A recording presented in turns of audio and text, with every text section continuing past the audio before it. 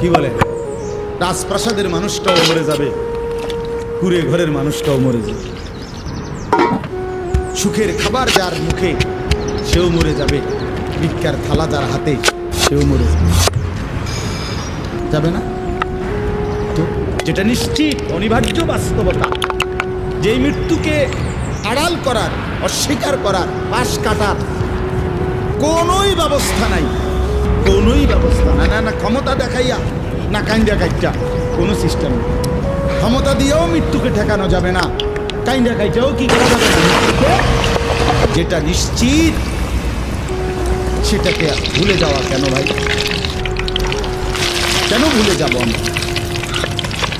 আল্লাহ নবী সাল্লাল্লাহু আলাইহি ওয়াসাল্লামের যেই হাদিস আমি পড়ছি, এটাই নবীজি বলছেন, আকসিরু যিকরা হাদিমিল লাযযাত। আমার উম্মত প্রতিদিন বেশি বেশি